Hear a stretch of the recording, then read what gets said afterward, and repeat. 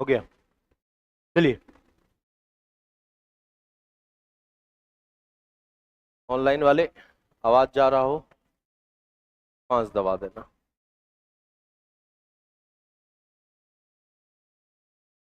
Live किए?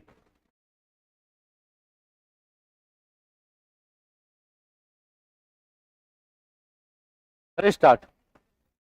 देखिए, कह रहा है कि लोकतंत्र में गारंटी किसकी होती है? जनता की। लोकतंत्र में जो गारंटी होती है जनता की, इसको लिख लीजिएगा, पूरा लिख लीजिएगा। जनता की अधिकारों का या मौलिक अधिकारों का, जनता की मौलिक अधिकारों का।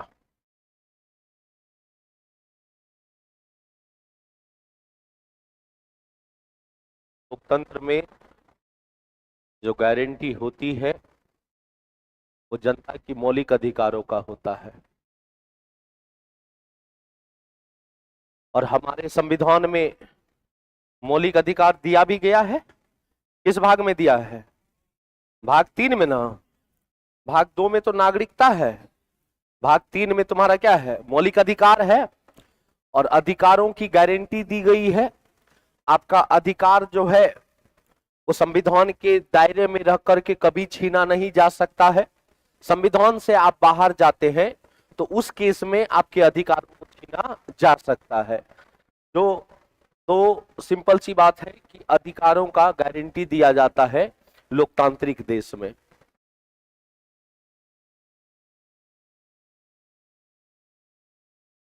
काम नहीं कर रहा है हो। चलिए, लोकतंत्र में किस प्रकार का चुनाव होता है? दोनों होता है।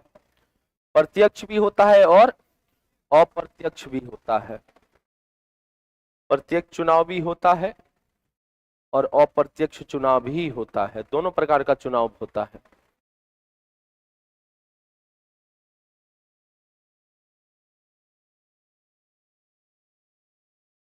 भारत का बात करेगा तो भारत में यदि लोकतंत्र पूछेगा, प्रत्यक्ष लोकतंत्र है या अप्रत्यक्ष लोकतंत्र है?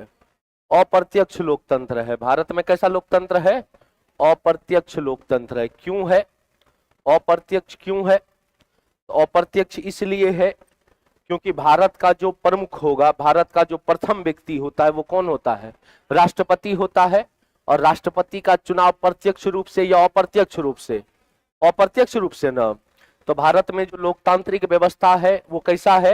अप्रत्यक्ष है। हालांकि प्रत्यक्ष चुनाव भी होता है तुम्हारा, जैसे लोकसभा का या राज्य विधानसभा का, इसका जो चुनाव होता है वो प्रत्यक्ष होता है या अप्रत्यक्ष होता है?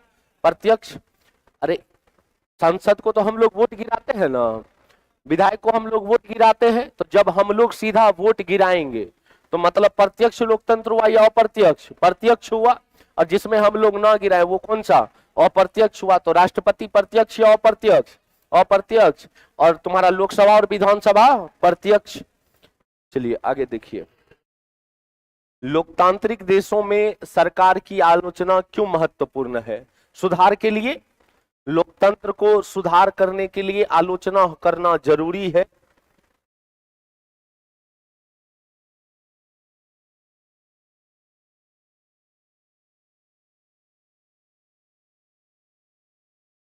लिखे, कितनो अच्छा लोकतंत्र रहे, कितनो अच्छा सरकार रहे, यदि उसका आलोचना नहीं होगा वो सरकार में सुधार नहीं हो सकता है। एक अच्छे लोकतंत्र में, एक अच्छा डेमोक्रेसी में, लोकतंत्र के लिए, जो लोकतंत्र बढ़िया हो उसके लिए तुम्हारा उसका आलोचना करना जरूरी है। जैसे हर व्यक्ति सर्वगुण संपन्न नहीं हो सकता। क्या आपको लगता है कि हर एक व्यक्ति में सबका सब गुण अच्छाई वाला ही हो? बुराई भी हो सकता है और बुराई होता भी है। तो जब तक आप एक अच्छा लोकतंत्र, यदि आप सोचते हैं कि आपके क्षेत्र में या आपके राज्य में या आपके देश में एक अच्छा लोकतंत्र हो, तो एक पक्ष वाला भी होना चाहिए और एक विपक्ष वाला भी होना चाहिए। जब तक आलोचना नहीं करिएगा तब तक उसमें बढ़िया सुधार नहीं हो सकता। तो अच्छे लोकतंत्र के लिए तुम्हारा आलोचना जो किया जाता है वो किसके लिए किया जाता है? सुधार के लिए किया जाता है। लोकतंत्र में सरकार का क्या मुख्य काम होता है? लोक कल्याण के लिए कार्य करना, लोक कल्याण के लिए कार्य करना।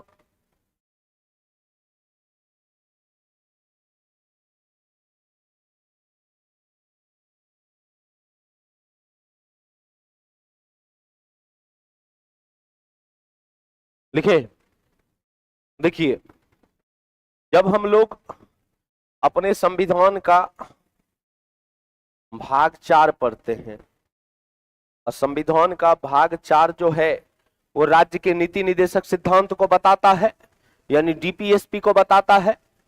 अच्छा, एक बात और ध्यान में रखिए, जो डीपीएसपी को बताता है, तो डीपीएसपी में क्या बताया गया है? राज्य का कर्तव्य बताया गया है, राज्य का कर्तव्य बताया गया है। और राज्य का कर्तव्य जो बताया गया है वो राज्य का कर्तव्य यही है कि लोक कल्याण के लिए, जन कल्याण के लिए काम करना। और वैसे भी राज्य का 2 उद्देश्य, जब आप लोग राज्य का सिद्धांत पढ़िएगा तो राज्य को बनाया जाता है 2 उद्देश्य के लिए। एक उद्देश्य होता है रेगुलेट करने के लिए, रेगुलेट करना भी राज्य का ही काम होता है। जैसे फॉर एग्जाम्पल हम बोले कि राज्य का परिभाषा, तो राज्य 4 चीज से मिलकर के बना, राज्य 4 चीज से मिलकर के बना। तो एक चीज कहा गया कि उसका एक निश्चित सीमा होना चाहिए, भारत का एक सीमा है, उस निश्चित सीमा के अंदर एक निश्चित जनसंख्या होना चाहिए। हम आप लोग क्या है? जनसंख्या ही है। अच्छा, जनसंख्या है तो क्या आपको लगता है कि जितना जनसंख्या है, या उस छोड़िए, अभी क्लासे में जितना आदमी बैठा हुआ है, क्या आपको लगता है कि सबका विचार एक जैसा होगा? विचार सबका अलग अलग होगा। कोई ऐसनो आदमी होगा जिसको 2-3 बात कह भी दे तो चुपचाप सुन लेगा, और कोई ऐसनो आदमी होगा जिसको एक बार यदि आंख उठा के देख ले तो सुता के मारेगा वो। तो विचार सबका अलग अलग होगा, कुछ अच्छे होंगे तो कुछ खराब भी होंगे। अच्छा, खराब आदमी जो होंगे उसको रेगुलेट करने के लिए तो कोई ना कोई आदमी होना चाहिए। आपको अनुच्छेद 19 दिया बोलने का अधिकार, घूमने का अधिकार, कहीं पे बसने का अधिकार, कुछ भी आप कर सकते हैं। लेकिन आपको जो बोलने का अधिकार दिया, तो इसका मतलब क्या पाकिस्तान जिंदाबाद बोल दीजिएगा? आपको वहीं पे आपको बांस घाट पहुंचा दिया जाएगा? राम नाम सत्य है। संविधान के दायरे में रह करके बोलिए। अच्छा, इसको रेगुलेट कौन करेगा? तो इसको रेगुलेट कौन करेगा? सरकार करेगा। अरे पुलिस भी क्या है? पुलिस भी एक सरकार है। जब अनुच्छेद 12 पढ़ते हैं तो अनुच्छेद 12 में राज्य का परिभाषा दिया है ना, और राज्य के परिभाषा में पहला संघ सरकार, दूसरा राज्य सरकार, तीसरा स्थानीय सरकार, और चौथा वैसी संस्था जो किसके अंतर्गत? राज्य यानी सरकार के अंतर्गत। पुलिस किसके? हमारे अंतर्गत काम करता है या सरकार के अंतर्गत? सरकार के अंतर्गत, तो उसको भी सरकार मानिएगा। पुलिस आपको गलत काम के लिए रोकता है कि नहीं रोकता है? तो मतलब सरकार का एक काम हो गया आपको रेगुलेट करना, आपको नियंत्रण करना। और दूसरा, सरकार जो हम बनाए हैं तो सिर्फ रेगुलेट करने के लिए ही तो नहीं बनाए हैं, सरकार को बनाए हैं तो अपना हित के लिए भी बनाए हैं। आप यदि अपने क्षेत्र में, अपने पंचायत में मुखिया को चुनते हैं, या अपने क्षेत्र के विधायक को चुनते हैं, या संसद को चुनते हैं, तो एक बात बताइए, कुछ लोभ है, कुछ उससे काम करवाने का एक लोभ है कि ये आदमी बढ़िया है या खराब है, जो भी हो, क्षेत्र में यदि विधायक बना है तो वो क्षेत्र के लिए काम करेगा कि नहीं करेगा? क्षेत्र के लिए काम कर रहा है तो इसका मतलब लोक कल्याण वाला काम कर रहा है, जन कल्याण का काम कर रहा है, वेलफेयर वाला काम कर रहा है। तो क्वेश्चन यही कह रहा था कि लोकतंत्र में सरकार का क्या काम होता है? तो भाई साहब, लोक कल्याण के लिए कार्य करना। क्लियर है? और ये बात हमारे संविधान के भाग 4 में बताया गया है, डीपीएसपी में बताया गया है। डीपीएसपी पूछेगा आपको कहां से लिया गया, तो क्या बोलिएगा? आयरलैंड से लिया गया है। बोलेगा कितना से कितना अनुच्छेद, तो क्या बोलिएगा? 36 से 51 ना। बोलेगा डीपीएसपी कितना विचारधारा में, तो क्या बोलिएगा? 3 विचारधारा। एक विचारधारा कौन सा है? समाजवादी। एक कौन सा विचारधारा? समाजवादी। दूसरा उदारवादी, दूसरा कौन सा, उदारवादी, और तीसरा कौन सा, गांधीवादी ना। तो डीपीएसपी कितना विचारधारा में है, 3 विचारधारा में। क्लियर। चलिए आगे देखिए, आगे कह रहा है कि भारत में सबसे पहले किसने मौलिक अधिकार का सवाल उठाया था, बाल गंगाधर तिलक ने। बाल गंगाधर तिलक ने, बाल गंगाधर तिलक ने।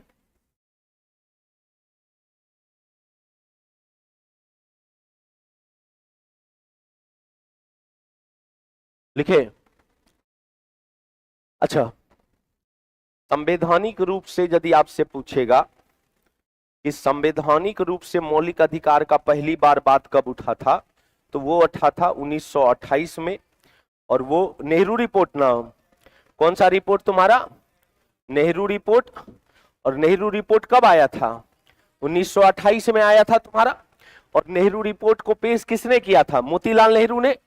किसने किया था, मोतीलाल नेहरू। और मोतीलाल नेहरू ने किया था तुम्हारा संवैधानिक रूप से। संवैधानिक प्रावधान में देखिएगा तो मौलिक अधिकार हम तुरंत बताएं कि कितना भाग में है, भाग 3 में है, 12 से 35 तक ना।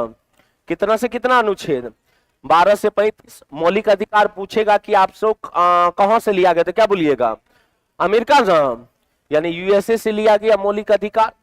तो पहली बार कहा जाता है कि भारत में मौलिक अधिकार पर जो सवाल उठाया था वो तुम्हारा बाल गंगाधर तिलक ने उठाया था। क्लियर। अब आज कोई है हो, कोई है,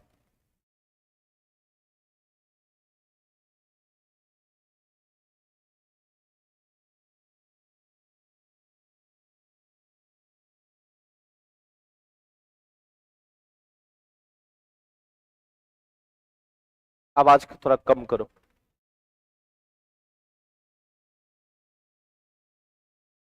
हेलो, हेलो, अब सही है, अब सही है ना। देखिए, कह रहा है कि संविधान का आधार किस पर चलता है, नियम और सिद्धांत पर चलता है। और देखिए, सिंपल सा बात है, कानून का शासन का बात किया गया है। कानून का शासन बोले तो विधि का शासन। और कानून का शासन कहां से लिया गया, ब्रिटेन से लिया गया। विधि का शासन किस कहां से लिया गया, ब्रिटेन से। अच्छा, कानून का शासन का सिद्धांत किसने दिया था, एबी डाइसी ने। लिख लीजिएगा कि विधि का शासन का सिद्धांत एबी डाइसी ने दिया था, एबी डाइसी ने दिया था। कानून का शासन का मतलब यह हुआ कि सभी के लिए जो है वो एक समान कानून होगा। और एबी डाइसी, एबी डाइसी ये इंग्लैंड के रहने वाले थे, ब्रिटेन के रहने वाले थे।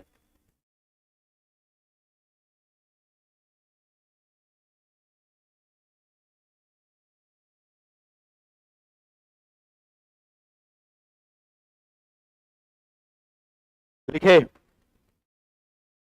अब ध्यान से समझिए, कानून का शासन का मतलब यह हुआ कि संवैधानिक जितनी भी संस्था है या संवैधानिक जितनी भी पद है वो सारा का सारा जो है वो कानून से ऊपर नहीं है, कानून के अंतर्गत ही सारा काम करेगा। पुलिस भी है या कोई भी है, हम एग्जाम्पल में पुलिस बता रहे हैं, तो पुलिस है तो पुलिस का मतलब ये थोड़ी है कि जहां आदमी दिखेगा मारने लगेगा। पुलिस का मतलब ये थोड़ी है कि अपना मनमानापन करने लगेगा। जो कानून में बताया गया है उसी कानून के अंतर्गत वो चलेगा। संविधान के बारे में भी वही। तो संविधान का जो आधार है, संविधान का जो बेस है वो किस पर चलेगा, तो संविधान में जो नियम और सिद्धांत बताया गया है उसी नियम और सिद्धांत से चलेगा। यदि आपके मौलिक अधिकार को छीना जा रहा है तो संविधान से बाहर आप कुछ काम कर रहे हैं, इसीलिए आपके मौलिक अधिकार को छीना जा रहा है। संविधान के अंतर्गत यानी संविधान के अंदर में रह करके आपके कोई मौलिक अधिकार को नहीं छीना जा सकता है, चाहे वो कार्यपालिका हो, चाहे वो विधायिका हो, चाहे वो न्यायपालिका हो। कार्यपालिका भी अपना काम करेगा तो संविधान के अंतर्गत जो बात कही गई है उसी के अंतर्गत काम करेगा। विधायिका भी यदि अपना काम करेगा तो जो संविधान के अंतर्गत कहा गया, जो नियम कानून में कहा गया है उसी के अंतर्गत काम करेगा। न्यायपालिका भी यदि काम करता है तो वो भी संविधान के दायरे में रहकर ही काम करेगा, संविधान से बाहर रह करके काम नहीं करेगा। मतलब क्यों? क्योंकि संविधान नियम और सिद्धांत से चलता है और इसी नियम और सिद्धांत से संवैधानिक संस्था को भी चलना पड़ेगा। क्लियर है? आगे देखिए, संविधान के अभाव में राज्य का क्या परिणाम हो सकता है? अराजकता हो सकता है।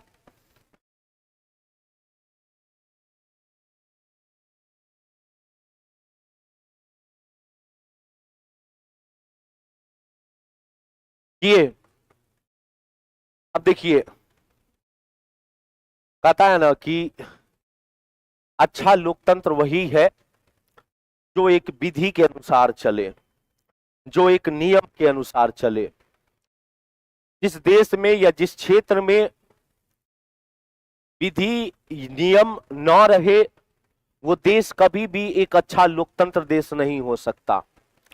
जिस तरह कहा जाता है कि घर में एक बुजुर्ग का होना जरूरी है उसी परंपरा के अनुसार चलने के लिए, उसी प्रकार एक देश में एक विधि का होना भी जरूरी है। और यही जो विधि है, किसी देश का जो सर्वोच्च विधि होता है वही संविधान कहलाता है, यानी supreme law of any country that's called constitution. जिस क्षेत्र का, जिस देश का नियम पद्धति एक लोकतांत्रिक रूप से चले उसके लिए जरूरी है कि एक नियम रहे, एक विधि रहे, और उसके अकॉर्डिंग यदि चलेगा तो वो देश एक लोकतांत्रिक देश बढ़िया होगा। यहां पे बात यही बात कह रहा था कि यदि वो विधि नियम या संविधान नहीं रहता है और यदि वो नहीं रहा तो राज्य का जो परिणाम होगा वो लोकतांत्रिक परिणाम तो नहीं ही हो सकता है, और वहां पे हर एक जगह अराजकता ही फैलेगी। तुम्हारा मतलब गलत तरीके से सब अपना मनमानापन करेगा, गलत तरीके से हर एक संस्था चलेगी। ये एक संविधान है जो हर एक संस्था को अपने अंतर्गत रखता है, अपने दायरे में रखता है। तो जिस देश में संविधान का अभाव रहेगा, जिस देश में विधि का अभाव रहेगा, नियम का अभाव रहेगा, उस देश की कोई भी संस्था जो है वो बढ़िया से नहीं चलेगा। और ना चलने का मेन कारण क्योंकि वहां पे विधि नियम कानून नहीं है। रहेगा तो सब कुछ सही, नहीं रहेगा तो वहां पे क्या फैलेगी? अराजकता फैलेगी। समझ आ रहा है मेरा बात? अब ध्यान से समझिए, संविधान बनाने की आवश्यकता क्यों है शासन को सफल संचालन के लिए?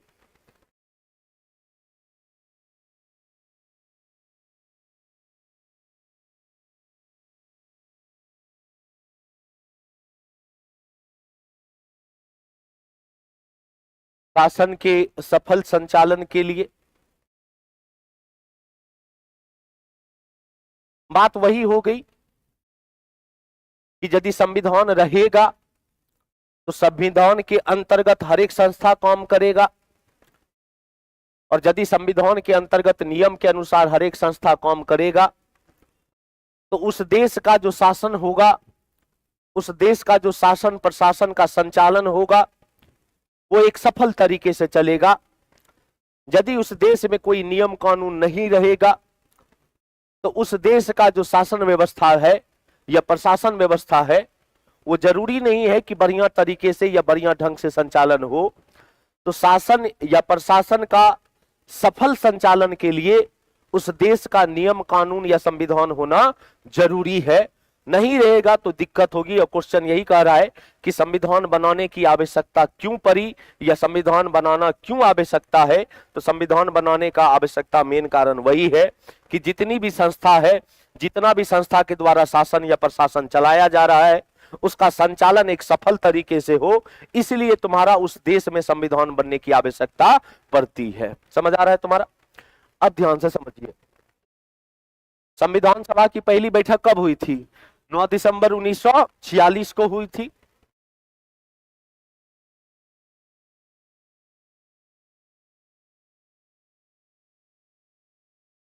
संविधान सभा की जो पहली बैठक हुई थी वो 9 दिसंबर 1946 को कहां पे हुई थी, क्या बोलिएगा? नई दिल्ली में हुई थी। बोलेगा कि संविधान सभा का जो पहला बैठक 9 दिसंबर 1946 को दिल्ली में हुआ था, वो भाई साहब बोलेगा कि इसका प्रथम अध्यक्ष किसको बनाया गया था, क्या बोलिएगा? सच्चिदानंद सिन्हा ना। और सच्चिदानंद सिन्हा अस्थाई थे या अस्थाई थे? अस्थाई ना। क्या थे तुम्हारा? अस्थाई। तो अस्थाई अध्यक्ष कोई ना कोई बने होंगे। अस्थाई अध्यक्ष कौन बने थे? राजेंद्र प्रसाद। कौन बने थे तुम्हारा? राजेंद्र प्रसाद। कब बने थे? 11 दिसंबर 1946 ना। ये चौथा मीटिंग था क्या? ये दूसरा मीटिंग ना। क्या मीटिंग था? दूसरा। बोलेगा कि संविधान सभा का तीसरा मीटिंग कब हुआ था, क्या बोलिएगा? 13 दिसंबर ना। 13 दिसंबर 1946। बोलेगा इसी में उद्देशिका प्रस्ताव दिया गया था ना। उद्देशिका प्रस्ताव पूछेगा कि ऑब्जेक्टिव रेजुलेशन जो है, उद्देशिका प्रस्ताव जो है वो किसके द्वारा पेश किया गया था, तो क्या बोलिएगा? जवाहरलाल नेहरू के द्वारा। और जवाहरलाल नेहरू के द्वारा जो किया गया था वो पूछेगा केमा मीटिंग में किया गया था, तो क्या बोलिएगा? तीसरा मीटिंग ना, जो किस डेट को हुआ था तुम्हारा? 13 दिसंबर 1946 को। और बोलेगा कि ये उद्देशिका प्रस्ताव को स्वीकृति कब मिली थी, क्या बोलिएगा? 22 जनवरी 1947 को। 22 जनवरी 1947 को। बोलेगा संविधान सभा जो बना वो किस मिशन के कहने पर बना था, क्या बोलिएगा? कैबिनेट मिशन ना। और बोलेगा कैबिनेट मिशन कब बना था, क्या बोलिएगा? 1946 ना। कैबिनेट मिशन कब बना था? 1946। कैबिनेट मिशन में कितने सदस्य थे? 3। कितने सदस्य थे? 3। एगो तुम्हारा पैथिक लॉरेंस था, एगो एबी अलेक्जेंडर था, और एगो स्टोफर्ड क्रिप्स था। कोई दिक्कत नहीं है तुम्हारा। और कैबिनेट मिशन का जो अध्यक्षता किया जा रहा था वो किसके द्वारा? पैथिक लॉरेंस के द्वारा किया जा रहा था। अच्छा, कैबिनेट मिशन के ही कहने पर भारत का पहला अंतरिम सरकार भी बना था। और भारत का अंतरिम सरकार बोलेगा कब बना था, क्या बोलिएगा? 2 सितंबर 1946 को। कब बना था तुम्हारा? 2 सितंबर 1946 को। भारत में अंतरिम सरकार एगो बना या दूगो बना? 2 गो। एगो आजादी से पहले और एगो आजादी के बाद। तो आजादी से जो पहले बना था वो कब बना था? 2 सितंबर 1946 को। और दूसरा जो बना था वो कब बना था? 15 अगस्त 1947 को। कब बना था तुम्हारा? 15 अगस्त 1947 को। बोलेगा कि किस अंतरिम सरकार में मुस्लिम लीग भी पार्टिसिपेट किया था, तो पहला नाम। अब पहला कब बना था? और मुस्लिम लीग को काय गो मंत्रालय मिला था? 5 गो। काय गो मंत्रालय मिला था? 5। और विभाजन के बाद तो भाई साहब अलग हो ही गया था। और विभाजन के बाद अलग हुआ तो 15 अगस्त 1947 में जो दूसरा अंतरिम सरकार बना था उसमें मुस्लिम लीग का एक भी नेता नहीं था। मुस्लिम लीग का जो 5 नेता था वो पहला अंतरिम सरकार में था। और पहला अंतरिम सरकार कब बना था तुम्हारा? 2 सितंबर 1946। आपसे पूछेगा कि ये जो तुम्हारा संविधान सभा था, आपसे पूछेगा कि ये जो संविधान सभा था तो संविधान सभा में कुल कितना सदस्य था, तो क्या बोलिएगा? 389। लेकिन आपसे पूछेगा कि विभाजन के बाद, किसके बाद तुम्हारा?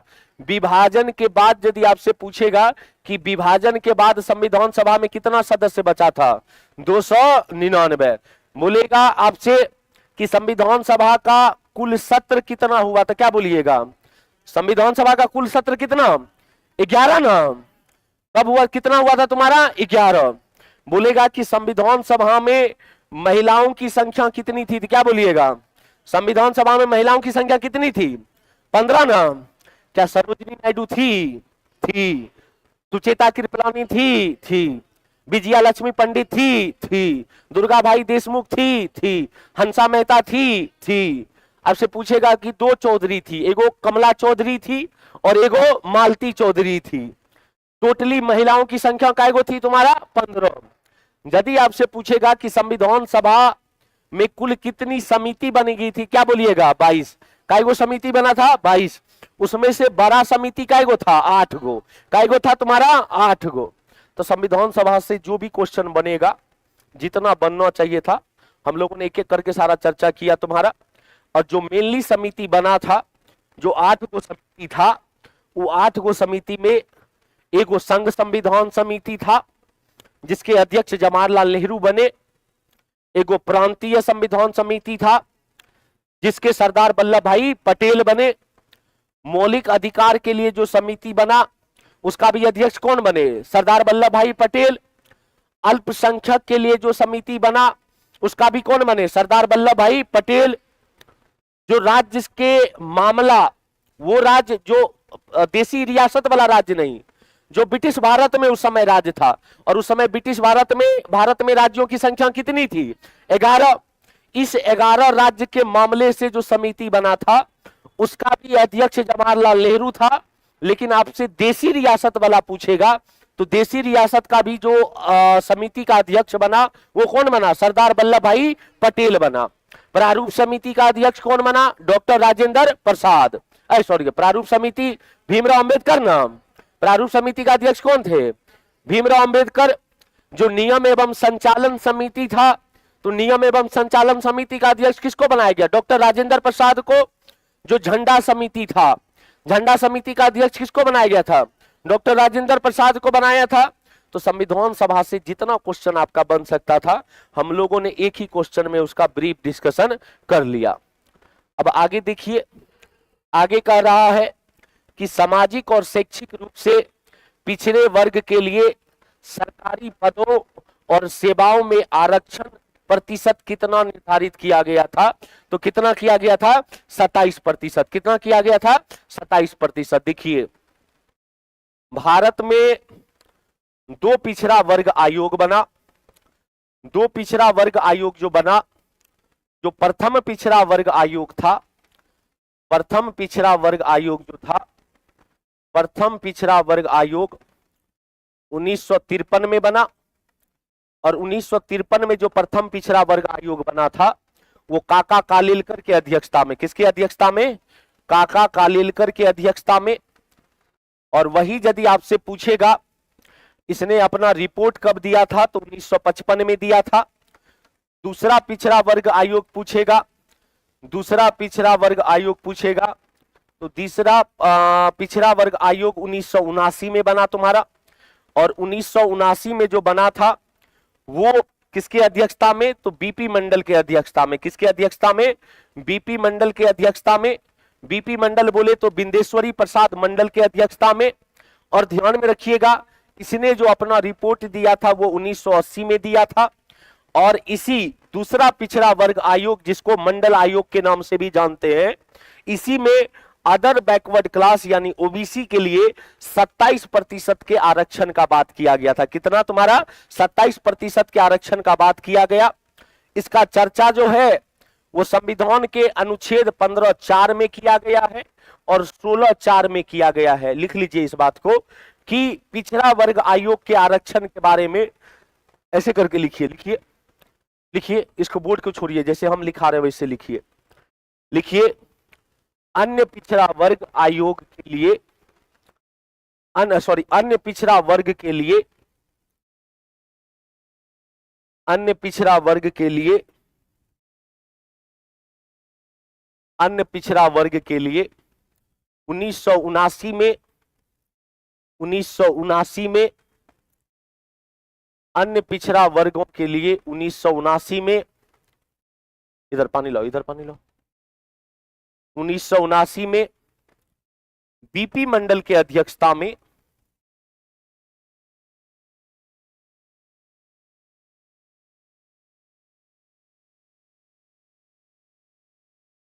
बीपी मंडल के अध्यक्षता में, बीपी मंडल के अध्यक्षता में दूसरा पिछड़ा वर्ग आयोग बनाया गया। दूसरा पिछड़ा वर्ग आयोग बनाया गया। दूसरा पिछड़ा वर्ग आयोग बनाया गया, जिसे मंडल आयोग के नाम से भी जाना जाता है, जिसे मंडल आयोग के नाम से भी जाना जाता है, जिसे मंडल आयोग के नाम से भी जाना जाता है। जिसे मंडल आयोग के नाम से भी जाना जाता है।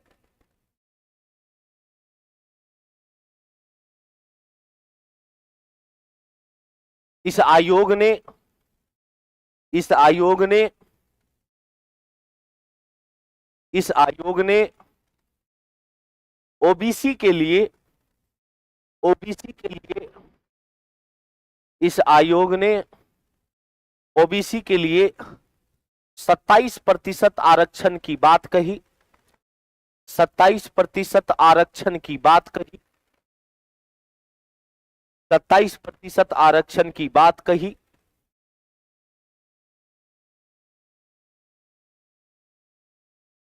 27% आरक्षण की बात कही। पैराग्राफ चेंज करिएगा और लिखिए, संविधान के भाग 3 अर्थात मौलिक अधिकार में, संविधान के भाग 3 अर्थात मौलिक अधिकार में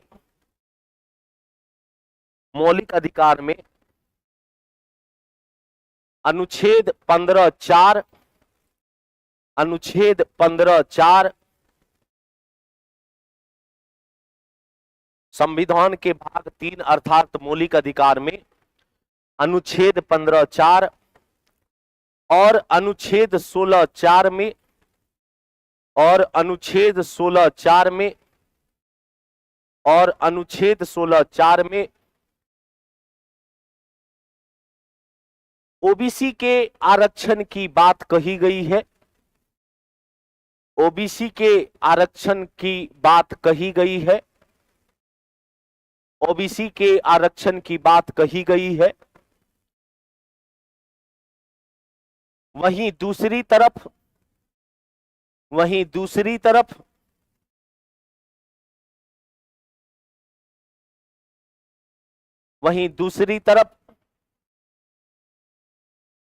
अनुच्छेद 15(6) अनुच्छेद 15(6) अनुच्छेद 15(6) और अनुच्छेद 16(6) में अनुच्छेद 15(6) और अनुच्छेद 16(6) में आर्थिक रूप से पिछड़े वर्गों के लिए आर्थिक रूप से पिछड़े वर्गों के लिए आर्थिक रूप से पिछड़े वर्गों के लिए अर्थात ईडब्ल्यूएस के लिए, इकोनॉमिकल वीकर सेक्शन अर्थात ईडब्ल्यूएस के लिए 10% की आरक्षण की बात कही गई है। 10% की आरक्षण की बात कही गई है। अनुच्छेद 15(6) और अनुच्छेद 16(6) में इकोनॉमिकल वीकर सेक्शन के लिए इकोनॉमिकल वीकर सेक्शन के लिए 10% की आरक्षण की बात कही गई है। पैराग्राफ चेंज करिए और लिखिए कि भारत के संविधान में भारत के संविधान में भारत के संविधान में भारत के संविधान में अनुसूचित जाति अनुसूचित जाति अनुसूचित जाति और अनुसूचित जनजाति के लिए अनुसूचित जाति और अनुसूचित जनजाति के लिए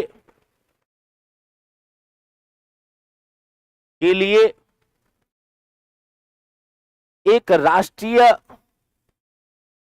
राष्ट्रीय आयोग का भी प्रावधान किया गया है। एक राष्ट्रीय आयोग का भी प्रावधान किया गया है। एक राष्ट्रीय आयोग का भी प्रावधान किया गया है। एक राष्ट्रीय आयोग का भी प्रावधान किया गया है जिसकी चर्चा जिसकी चर्चा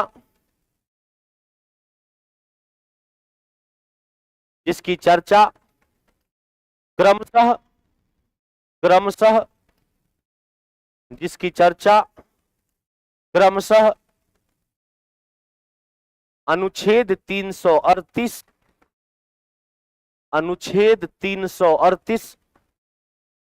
और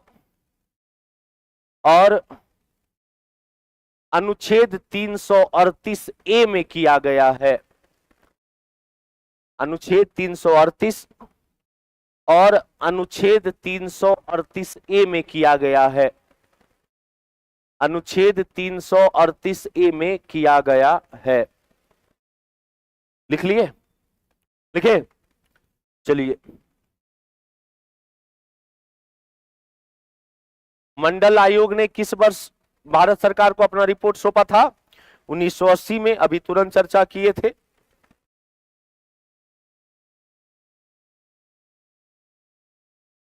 मंडल आयोग ने जो अपना रिपोर्ट सौंपा था वो 1980 में सौंपा था। क्लियर? मंडल आयोग द्वारा प्रस्तावित सामाजिक न्याय की प्राप्ति के लिए तत्काल कौन सी योजना आवश्यक मानी गई? आरक्षण योजना। और आरक्षण योजना ओबीसी के लिए था। और अभी तुरंत हम चर्चा किए कितना प्रतिशत का बात किया गया था? 27% का। कितना प्रतिशत का? 27% का। लिखे?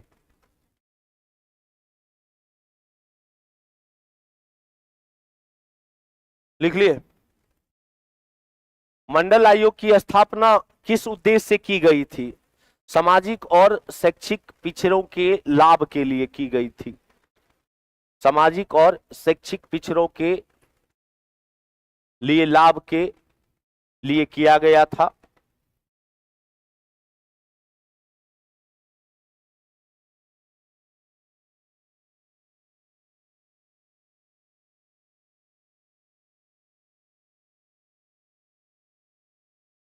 कर लिए?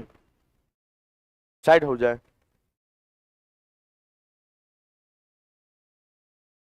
इसको इसलिए नहीं समझा रहा, अभी पूरा समझाइए दिए थे तुम्हारा।